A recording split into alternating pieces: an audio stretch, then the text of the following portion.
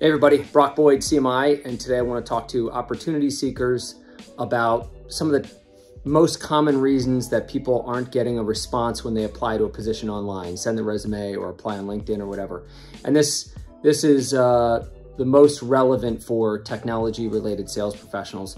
So of the top five, the first that comes to mind for me is there's not an experience match, and that could either be related to the flavor of technology that you're selling or the customers that you're selling into, and that the company wants somebody who's got an exact match in one of those two things, sometimes both, but they want someone who's been selling same flavor of tech, or they want somebody who's been selling into the same customer base, and sometimes they want somebody who's doing both, and your background doesn't have that, and that's their perception from looking at the resume, so they pass and don't follow up.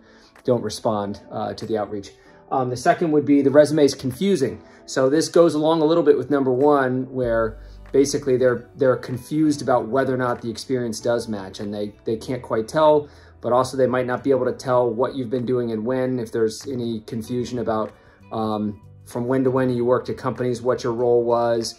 Is there ever a time where you've got two positions that show up at the same time? These are things that the employer could find confusing and just move on to the next resume or profile at that point. Tenure, so this is coming up a lot more in the last 6 to 9 months than it did in the prior 2 to 3 years.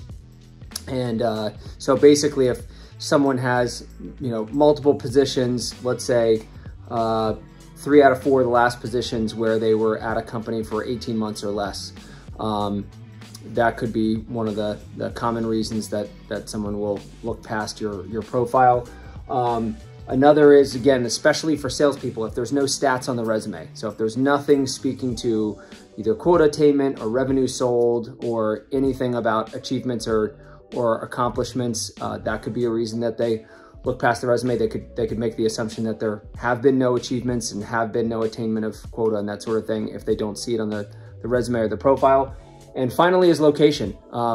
We are seeing, it does depend on the role and it does depend on the company, but we are seeing more and more opportunities where they either want someone who's in a very specific city and would therefore have access to where the office is in that city potentially, or they just want somebody who's in driving distance of the customer base, or they at least want somebody who's in a region, as it's much less common now that we are taking requirements from customers who are saying they can be anywhere in the US. At a minimum, they're looking for people in a specific region or time zone, and a good bit of the time, more and more often, they're starting to say they need to be in this specific city. Now, where these things rank depends a lot, company to company, hiring manager to hiring manager, but these are a few of the top 5 reasons that I see that people's profiles or resume might be getting overlooked when they're applying to positions that they see online. That's it for now. Happy hunting.